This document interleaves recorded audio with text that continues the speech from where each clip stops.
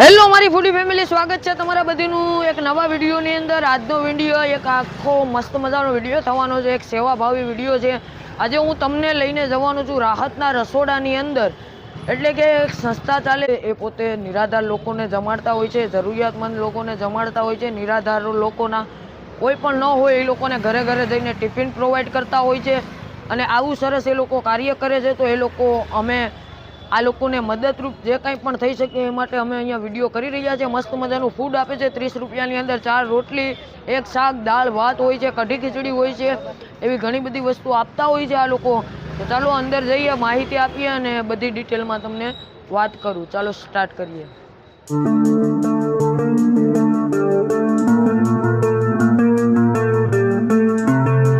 તો ફાઇનલી મિત્રો જોઈ શકો છો તમે, અહીંયા ઘણા બધા વૃદ્ધોય જમી રહ્યા છે, યંગ મેને જમી રહ્યા છે, બધા લોકો અહીંયા જમતા હોય છે।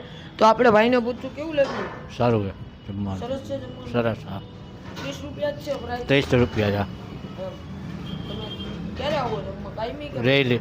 દિલ્હી માટે? હા, અહીંયા જમવાનું હા, બપોરે સાંજે, બપોરે ને સાંજે ને સવારે ત્રણેય ટાઈમ। અને સેવાનું શાક છે? હે, આજે શાક કેવાનું છે? સેવ ટમેટાનું। હું ટમેટા નથી ખાતો, નથી લેતો। બરાબર। ખીચડી? ખીચડી કઢીને શાક। Thank you. તો જોઈ લો અહીંયા દાદા જે બધું પીરસવાનું ને બધું કામ દાદા કરતા હોય છે। આપણે દાદાને પૂછીએ, દાદા અમે સવારે છે ને 7:30 થી 9:30 બે ટાઈમ, એક ટાઈમ 2 થેપલા ને ચા આપી છીએ 10 રૂપિયામાં। બરાબર બપોરે 30 રૂપિયામાં દાળ ભાત શાક રોટલી, બરાબર છાશનો ગ્લાસ અને મીઠાઈ। બરાબર સાંજે કઢી ખીચડી રોટલી બરાબર અને શાક। બરાબર ફક્ત 30 રૂપિયામાં અમે આ આપીએ છીએ। સંસ્થા ચાલુ અમારી આપી છે। અને દાદા આપણે કેટલા વર્ષથી આ સંસ્થા ચાલે અમે છે? આ ઓમ 5 વર્ષ થયા, પણ જમવાનું બેઠક 1.5 વર્ષ થયા। બરાબર। અને દાદા આપણે કઈ રીતનું જમવાનું હોય છે?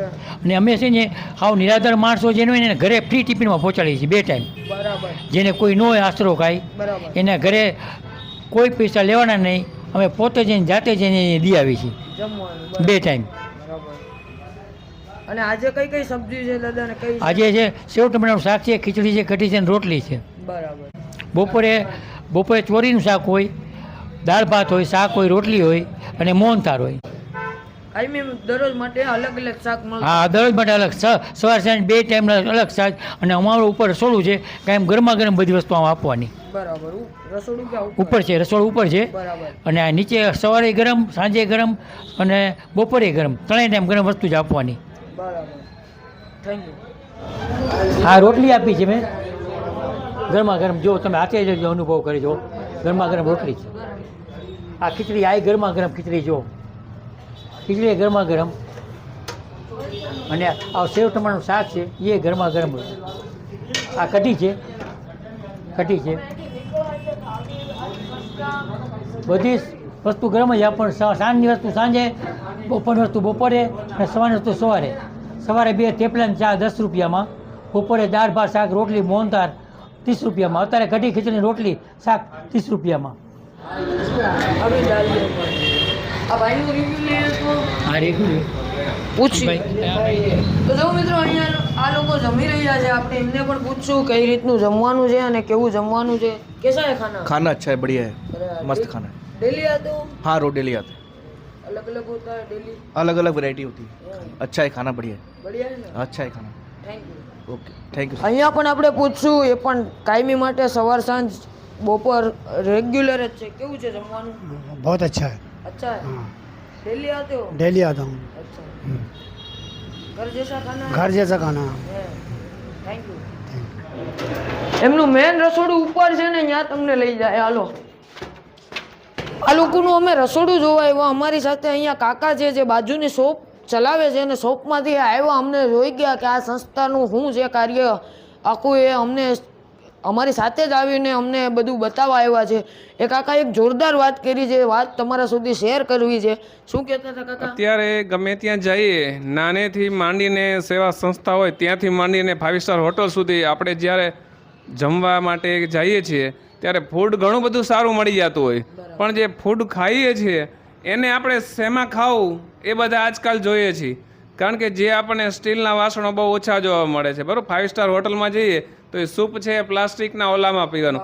હું પોતે આના કારણે ઘરેથી ડીશ લઈને પણ ઘણીવાર બહાર જાઉં ફાસ્ટફૂડ ખાવા, તો હું પોતે ઘરેથી મારી ડીશ સ્ટીલની લઈ જાઉં છું. કારણ કે ગમે એટલું સારું હશે ફૂડ, પણ એને જો ખાવાનું છે વાસણ સારું નહીં હોય તો એમાંથી શું છે કે પ્લાસ્ટિકને કારણે ઘણા બધા અત્યારે આપણે વિડીયા પણ જોઈએ છીએ કે ઓલ ઓવર કેન્સર હોસ્પિટલમાં જઈએ તો એ પ્લાસ્ટિકના નેનો કણ ગરમ પદાર્થ હોવાથી એમાં ભળી જતા હોય છે. એવું મેં અનેક જગ્યાએ જોયેલું છે અને સાંભળેલું છે અને સાબિત થયેલું હોય એવો વિડીયા ઘણા જતા હોય. તો અહીંયા ડીશ પણ સ્ટીલની આપે છે, વાટકી પણ સ્ટીલની આપે છે, ચમચી પણ સ્ટીલની આપે છે. એ મને બહુ સારું લાગ્યું. અને આ લોકોના ફૂડ વિશે શું કહે છે? ફૂડમાં મેં પોતે જમેલું છે બરાબર. બાકી તો હવે હું એક કહું એમ નહીં, પણ બધા જે જમવાવાળા છે ને ડેઈલી આવે છે અને પૂછો એટલે તમને ખ્યાલ આવી જશે બરાબર.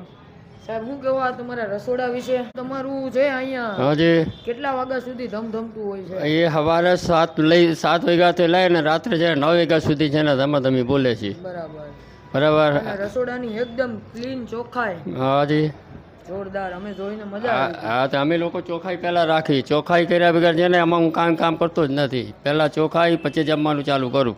બરાબર બરાબર. એને સિવાય મારો ઘરનો જ રાંધવાનું આખું સ્ટોપ છે, બરાબર.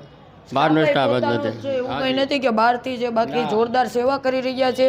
જરાય નહીં. ખરેખર તમે પણ મોરબી ક્યારેક આવો તો આ લોકોની સંસ્થાની તમે મુલાકાત લો. એ લોકો જરૂરિયાતમંદ લોકોને જમાડે છે. સાથે સાથે જે વૃદ્ધો હોય છે એને ઘરે ઘરે ટિફિન પહોંચાડવાની વ્યવસ્થા પણ આ સંસ્થા પૂરી પાડી રહી છે. આ જોઈ લો કઈ રીતનું છે આખું એમનું મસ્ત મજાનું. આમ જોવું કિચન પણ ક્લીન ને જોરદાર. હોટલમાં ન હોય આવું કિચન છે જે એ લોકો જોરદાર સેવા આપી રહ્યા છે. ખરેખર મોરબીમાં આવા બચ્ચુ બાપા, અમે હમણાં જ વિડીયો કરીને આવ્યા બચ્ચુ બાપાનો, અને બચ્ચુ બાપા પછી એક આવી સંસ્થા પાછી અમને જોરદાર જોવા મળે. સરસ કાર્ય કરી રહ્યા છે આ લોકો. પણ જો આ સંસ્થાની સાથે જોડાવા માંગતા હોય તો આ સંસ્થામાં કોઈ પણ તમારા પ્રત્યે ફૂલની તો ફૂલની પાખડીનું યોગદાન કરવા માંગતા હોય ને તો નીચે આપેલા નંબર છે જે આ સંસ્થા મુખ્ય સ્થાપક છે અને ચલાવે છે. આ ભાઈ રસોડું ચલાવે છે, પરંતુ આ જે નંબર નાખું છું ને એ ધીરુભાઈ કરીને છે, નિવૃત્ત માણસ છે. તે SBIમાં સામે જ નોકરી કરતા પણ અત્યારે નિવૃત્ત છે અને આવું સરસ કાર્ય લઈને એ અત્યારે ચાલી રહ્યા છે. તો નીચે આપેલા કોન્ટેક ઉપર તમે કોન્ટેક કરી શકો છો. હાલાકે તમે એવું ના ડોનેટ ન કરવા માંગતા હોય, એક ટાઈમનું જમવાનું આપવા માંગતા હોય તો એ રીતે થઈ જશે. કોઈ સ્વીટ આપવા માંગતા હોય અથવા કોઈ સબ્જી આપવા માંગતા હોય તો એ બધી ડિટેલ તમે ધીરુભાઈ પાસેથી પરફેક્ટ માહિતી લઈ શકો છો. નીચે એમનો કોન્ટેક નંબર છે. પણ હા, ખોટી રીતે કોઈ એમને હેરાન ન કરતા, ખાસ કરીને. કારણ કે ભાઈ આ જેના અન્ન ભેગા ને એના મન ભેગા, એટલે આ એક કોકના પેટમાં અન્ન જવાની વાત છે. કે આવી સંસ્થાને અમે લોકો પણ પ્રમોટ કરતા હોય છે. એટલે મિત્રો ખાસ કરીને હું તમને વિનંતી કરું છું કે તમે ફૂલની તો ફૂલની પાકડીનું યોગદાન આની અંદર જરૂરથી કરજો. ચાલો મળીએ છીએ એક નવા વિડીયો સાથે. આ વિડીયોમાં બસ આટલું જ, તમને ખાલી માહિતગાર કરવા હતા અને બધાના રિવ્યૂ લીધા છે આપણે. મળીએ છીએ એક નવી મોજ સાથે. ચાલો.